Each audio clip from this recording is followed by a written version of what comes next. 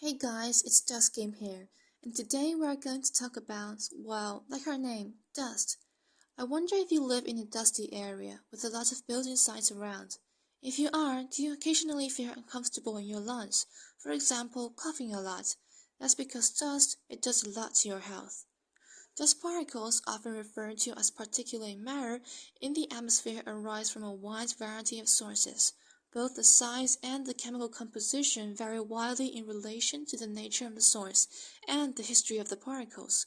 Coarse particles can be regarded as those with a diameter greater than 2.5 micrometer, for example PM10, and fine particles less than 2.5 micrometer, for example PM2.5.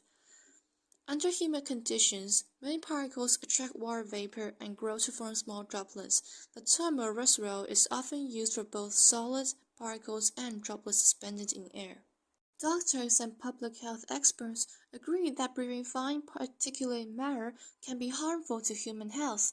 The airborne particles, 30 times smaller than the width of human hair, can pass easily into the lungs and bloodstream, where they can increase a person's risk of dying from heart disease, stroke, blood cancer, chronic obstructive pulmonary disease, also known as COPD, and lower respiratory infections. Construction workers have a high risk of developing these diseases because many common construction tasks can create high dust levels. Exposure to PM2.5 likely contributed to 2.89 million premature deaths in 2019, 1.19 million from heart disease, 1.01 million from stroke, 287,000 from COPD, 230,000 from lower respiratory infection, and 166,000 from lung cancer. In order to prevent dust pollution, in China typically, construction sites are often surrounded by barriers. Roads are paved, materials are covered, wires washed, and they have a tight transportation system. And tree planting are widely used. These methods have very different natures, but they are widely recognized for their importance in protecting the natural environment and promoting human health, as well as promoting the efficient use of protection factors.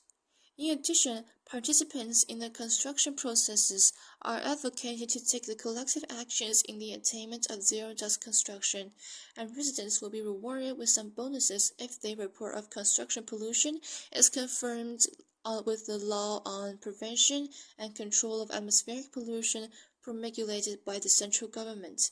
It outlines a dust-free commitment in paragraph 2 of Article 43.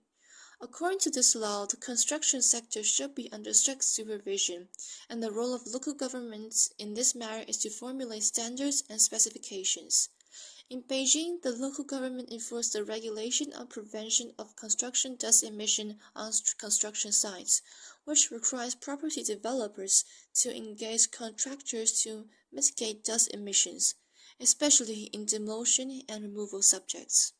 In South Africa, the International Labour Organization in 2013 reported that millions of workers are exposed to hazardous working conditions without a recourse to any protection system.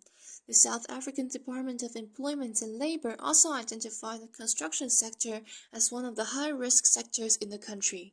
To ease the dust pollution in South Africa, they introduced the Dust Control Guideline. In Cape Town, the government has developed specific dust control measures for large infrastructure projects like road construction and bridge building, requiring contractors to follow these guidelines, including using wire spraying and dust barriers to control dust generated during construction, also basic on any MAQA. The South African government enforces this law to construction projects in major cities such as Johannesburg. For example, the Johannesburg City Council requires contractors to comply with air quality standards during construction to ensure that dust levels do not exceed to the allowable concentrations of particulate matter.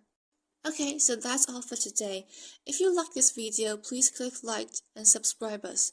And if you have any experimentation that you want to share, feel free to send in comments or text in our channel or send an email to us.